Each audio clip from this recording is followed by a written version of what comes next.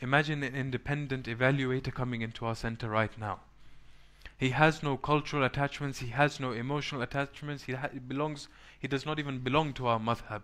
He enters into the majlis, he sees the black flags, he sees the black clothes, he sees the tears, he hears the echoes of Ya Hussein in every single corner. He says, beautiful. And then he asks us, what are you doing exactly? So we say to him, we're commemorating and crying over the tragedy of our third Imam, who was killed by the Yazid of his time for standing up against tyranny. He says, okay. He says, we just heard in the lecture right now that you believe that every single time has an Imam, every single era has an Imam. So who's the Imam of your time? We say, yes, Hujjat ibn al-Hasan Sahib al-Zaman. He is in occultation at this moment in time, prophesied by the Prophet, prophesied by the A'immah Tahirin, and he will return at the end of times to establish justice, to establish peace. So then he looks at us and he says that, okay, very good. Are you doing anything to prepare for him? Are you creating a community that is ready to receive him? We hesitate. And he's a bit confused now. And then he says, okay, you cursed the Yazid of 1400 years ago.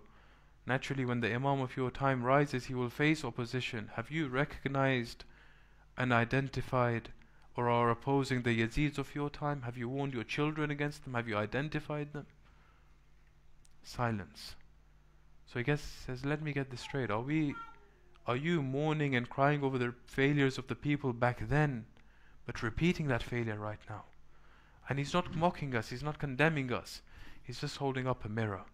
And in that mirror we see the uncomfortable truth and the reality that the difference or the distance between Ashura and the Dhuhoor of the Imam is the distance between our beautiful rituals and the spirit behind those rituals. So what was Karbala meant to do for us? And here the great Sayyid enters into the scene. Samahat al-Sayyid, Shaheed Sayyid. Never let his memory leave your hearts. He says Karbala is what creates the generations that are capable of preparing for the Imam of the time.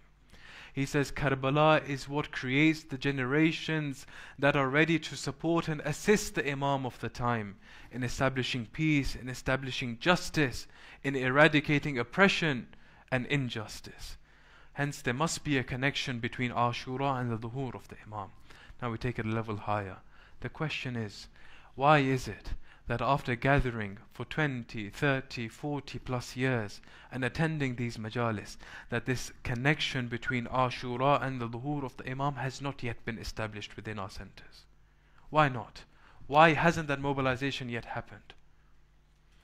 There are many answers to this question, but all answers can be stemmed under one overarching answer, and that is this: either we haven't understood Ashura correctly, or either we haven't understood the Dhuhoor of the Imam correctly, or either we haven't understood both correctly.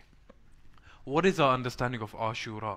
Here, individuals fall into one of two narratives, one of two categories. Most individuals are in the first category. A few amount of people are in the second category. And the second category is, the second narrative is what we need to reach. The first narrative views Ashura as a tragedy only. It is the greatest tragedy, but they view it as a tragedy only.